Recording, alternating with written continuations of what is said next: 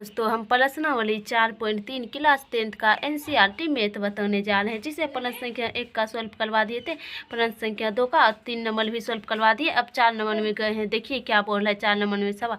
3 वर्ष पूर्व रहमान की आयु वर्षों में का व्युत्क्रम और अब से 5 वर्ष पश्चात आयु के व्युत्क्रम का योग के 1/3 है, तो उसकी वर्तमान आयु ज्ञात कीजिए। तो हम सवाल लिख दिए हैं दोस्तों। देखिए अब हम इसको सॉल्व करवाने जा रहे हैं। तो यहाँ पे आपको रहमान की आयु पता नहीं है वर्षों में, तो आपको यहाँ पे मानना होगा माना कि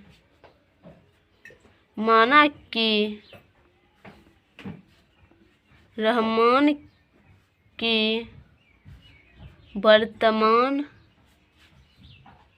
वर्तमान आयु x वर्ष। यहाँ तक लिख दिया। आपको उसका वर्ष नहीं पता था, तो यहाँ पे बोल रहा है कि 3 वर्ष पूर्व, यहाँ तो लिख देंगे 3 वर्ष पूर्व निकाल है। 3 वर्ष पूर्व निकालेंगे। 3 वर्ष पूर्व तो बोल रहा है रहमान की आयु 3 वर्ष पूर्व, तो यहाँ पे लिखेंगे रहमान की आयु कितना बोल रहा है 3 वर्ष पूर्व। पूर्व का मतलब माइनस होता है, तो यहाँ पे आपका कितने हो जाएगा x - 3। तो x तो माने थे और 3 वर्ष पूर्व तो माइनस हो जाएगा। और बोल रहा है कि इसी का व्युत्क्रम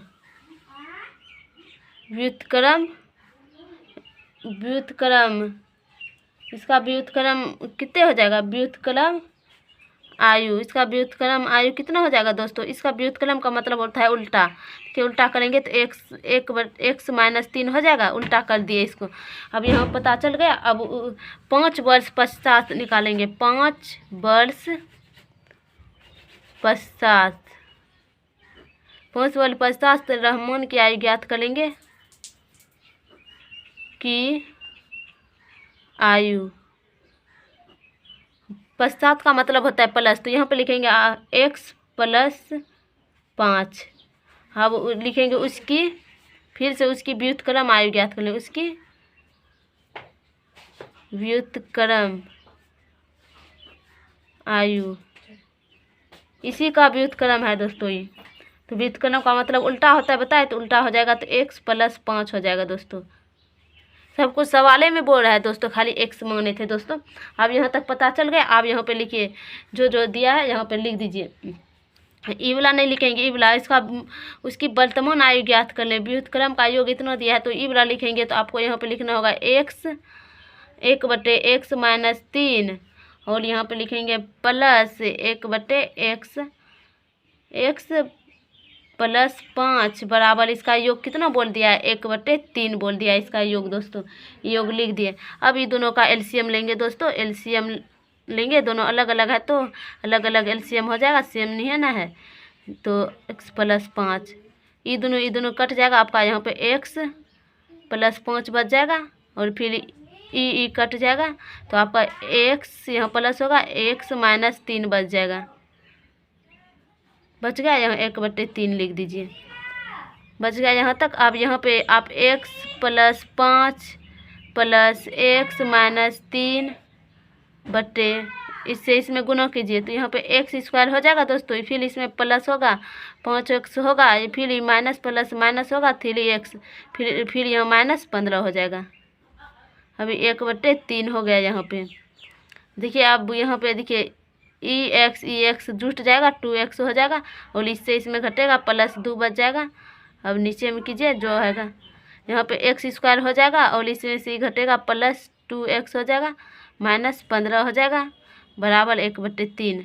ये 3 से ऊपर में गुना कीजिए, तो आपका यहाँ पे हो जाएगा 6x + 6 बराबर x² + 2x - 15 हो गया दोस्तों।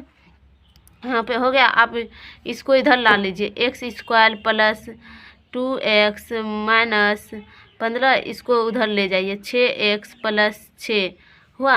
अब यहाँ पे कीजिए x² + 2x, यहाँ पहले से था, इधर इसको इधर लाइए, 6x माइनस हो जाएगा, -15 पहले से था, -6 हो गया यहाँ पे। यहाँ तक हो गया, आपको समझ में आ गया होगा दोस्तों। अब देखिए यहाँ से आगे जाते हैं। यहाँ पे एक्स स्क्वायर होगा और इसमें से इसको घटाइए, 6 में से 2 जाएगा तो -4x बच जाएगा और -15 और 6 को जोड़िए तो कितना हो जाएगा, 15 और 6 को जोड़िएगा तो दोस्तों कितना होगा, 15 और 6 को जोड़िए आपका, तो 15 और 6 जुटेगा तो -21 बच जाएगा, बराबर 0 कर दीजिए। यहीं पे बराबर 0 हो जाएगा। आपको यहाँ से a का मान निकालिए, a बराबर 1 हो जाएगा और b बराबर -4 हो जाएगा और c बराबर -21 हो जाएगा। अब d बराबर सूत्र बताए थे क्या, d बराबर b² -4ac। तो आपका b का मान कितना है, -4 का स्क्वायर हो जाएगा, -4 गुना a का मान 1 गुना और c का मान -21, तो यहाँ पे 16 हो जाएगा और ये माइनस माइनस प्लस और 21 गुना 4 यहाँ पे करके देख लीजिए, 4 हो जाएगा 8, 84 हो गया। और ये दोनों को जोड़ दीजिए, 16 और 84, 6 4 10 को सुनो हासिल 1 हो जाएगा, 100 हो गया दोस्तों। आपका डी का मान कितना आ गया, 100। डी का मान अभी निकला है 100 दोस्तों। अभी अल्फ़ा और बीटा सब का मान निकालना ही है।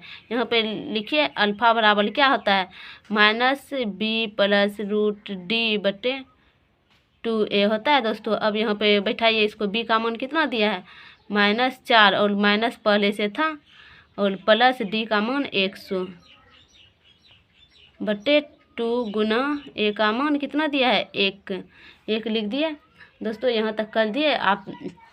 यहाँ पे लिखिए फिर से, यहाँ पे माइनस माइनस प्लस प्लस 100 का वर्गमूल 10 होता है दोस्तों। यहाँ पे 2/14/2 हो जाएगा। ये दोनों को कटा दीजिए, 7 से कट गया दोस्तों। अब यहाँ पे बीटा बराबर निकालेंगे दोस्तों। बीटा बराबर सूत्र क्या होता है, -b √d/2a होता है। अब यहाँ पे कीजिए, b का मान कितना दिया है, -4 और माइनस पहले से था सूत्र से, -d का मान 100 कर दिए /2 गुना a का मान 1 है, यहीं पे कर दीजिए दोस्तों। यहाँ पे हो जाएगा प्लस वाला 4 माइनस प्लस हो गया है, -100 का वर्गमूल 10 होगा /2 और अब 10 में से 4 जाएगा, 6/2 हो जाएगा, 6/2 कटा दीजिए, 3 बच जाएगा।